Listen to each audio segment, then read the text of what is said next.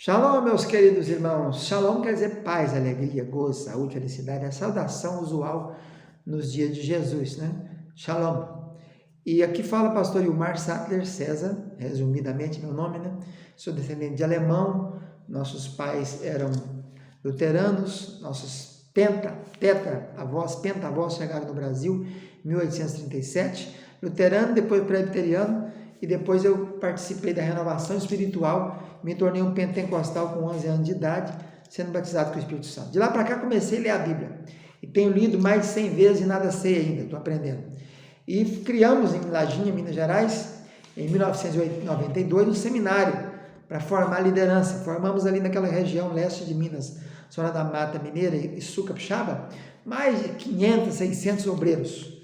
E viemos agora, depois de 35 anos jubilados no Ministério Tabernáculo, viemos pela Europa, aqui estamos em Caldas da Rainha, estado de Leiria, na igreja chamada Assembleia de Deus Fogo para a Europa. O seminário dessa ADEF, que é a sigla, é Centro de Excelência em Educação Cristã, CEEC, e o nosso seminário é a Faculdade Bereshit, Seminário Bereshit. Estamos aqui ministrando as aulas de especialização bíblica em Pentateuco, Gênesis. É uma pós-graduação, é um aprofundamento na Bíblia, detalhes, né? Essa é a nossa terceira matéria, e o nome da matéria é a Arca de Noé. Na aula passada vimos as medidas da arca e a capacidade da arca. Vamos hoje trabalhar agora com os pisos da arca, né? A Bíblia diz que Deus mandou Noé fazer a arca com compartimentos, com divisórias. Então Deus diz a ele: você fará essa arca, deu as medidas, nós estamos no Gênesis capítulo 6, versículo 14, faz a arca de tábuas de cipreste, nela farás compartimentos e calafetarás com betume por dentro e por fora.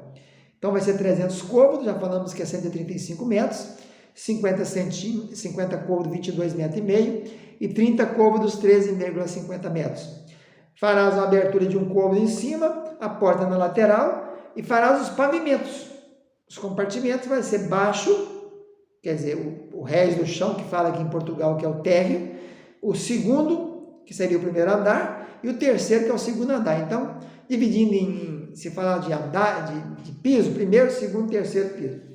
Aí é importante nós fazermos um levantamento disso, que eles têm muito a ver com a navegabilidade e com a habitabilidade do que vai ali dentro daquela arca, daquela tevá, kibotos, daquela embarcação. Então, se a gente pegar aí o original para compartimentos, vai ver que a palavra hebraica é a palavra ken.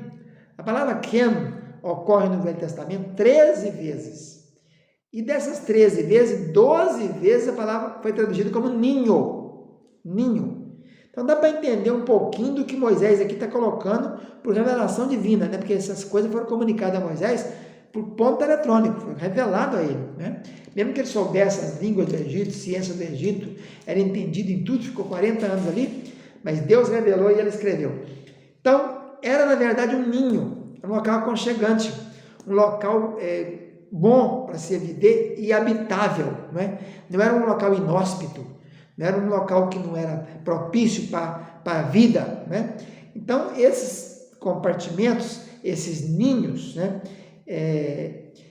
Uma parte, a metade dele ficaria dentro d'água, porque um navio dessa condição, desculpe, uma embarcação dessas medidas, ele quando cheio, e mesmo antes de encher, mas principalmente cheio, ele vai ficar com a sua parte submersa.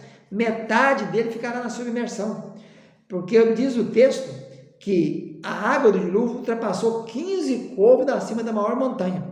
Essa é a pista para nós entendermos que a arca ficaria 15 côvados submersa.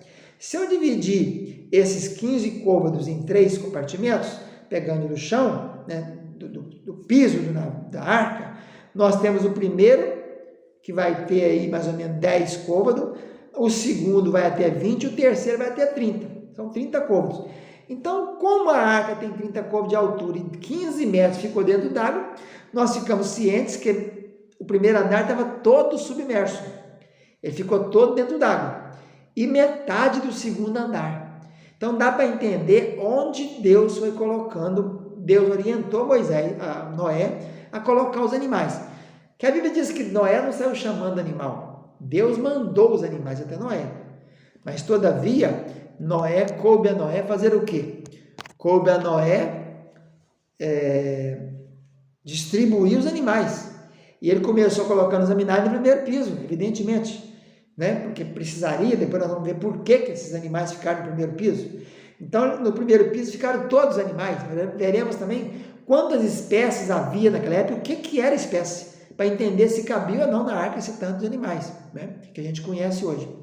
Então, o primeiro andar ficou todo debaixo d'água e metade do segundo. No segundo, com certeza, Noé colocou o quê? Os alimentos da sua família para passar ali. Noé não sabia, Deus não falou com ele, você vai ficar na arca 371 dias, não falou.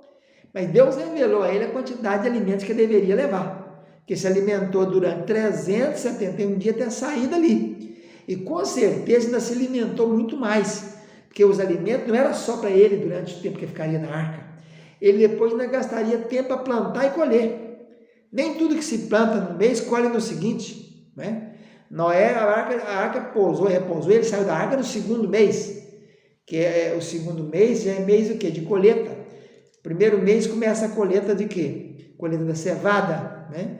Depois, no terceiro mês, dia 6, já é colheita do trigo, mas não foi plantado nada, a terra está toda, ficou 150 dias com água caindo, fontes dos céus, janela do céu aberta e fontes do grande abismo, geysers do fundo do abismo, da terra, né? Das profundezas, no caso.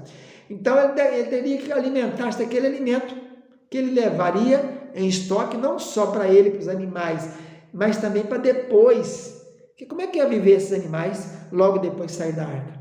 Como é que Noé viveria? Ainda gastaria no mínimo ali uns 3, 4, 5 meses para começar a ter produção de gêneros alimentares, né? Gêneros alimentícios. Então, nós ficamos cientes de que os 3 pisos da arca, o primeiro piso ficaram os animais totalmente imersos. E para quê? Pergunta para mim, para quê que teriam que ficar imersos? Evidentemente que Deus não é bobo nem tolo, e nem Noé com mais 7 pessoas ia dar conta de tratar de centenas e milhares de espécies de animais, né? Não ia. Imagina quem que aguentar ficar limpando defecação de animais. Quantas vezes o animal defeca por dia? Quantas vezes o animal come por dia? Quantos quilos come um leão por dia? Né? Lembrando que naquele tempo os animais não eram carnívoros. Raposa, leão, tigre eram herbívoros. Os animais só se tornaram carnívoros depois do dilúvio. Antes era só ervas, pasto, grama e ervas e sementes. E o homem, frutas. Então, para quê? Para que houvesse a hibernação. O que é a hibernação? Aquele estado de diminuição do movimento celular, né? Diminuição do trabalho do organismo. Todos os animais hibernam. Diz a ciência que um animal pode hibernar até 18 meses. E quando o animal hiberna, ele reduz a capacidade dele para 10% do que é o normal. O urso, por exemplo, bate a 50 por minuto o coração dele. Hibernando, bate a 5. Então, o consumo é muito pequeno. Por isso, ele vai ter um consumo quase nenhum ou zero. E quais as condições necessárias para termos a hibernação? Primeiro, falta de luz. A arca não tinha lampião. A arca não tinha candeia. A arca não tinha gerador.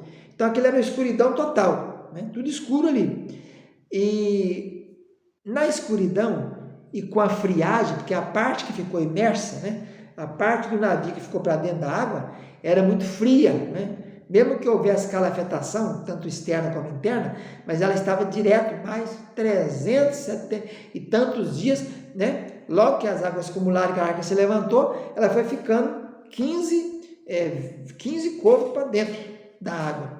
Então, para ter hibernação, nós precisamos de frio e precisamos de escuridão. E exatamente nós tínhamos isso ali. Então, por isso é que Deus colocou a arca nessa posição, nesse modelo, e os animais ficaram no primeiro piso, para que pudesse hibernar, para não ter que se alimentar, tratar desde o dia inteiro, nem ter defecação, que é onde ia julgar a questão do dejeto. Podia ter julgado no mar, né? Julgar naquele mundel de água. Mas quem ia aguentar ficar tirando aquele dia inteiro? 7, 8 pessoas? Não dava conta, né? E também não ter crescimento exacerbado.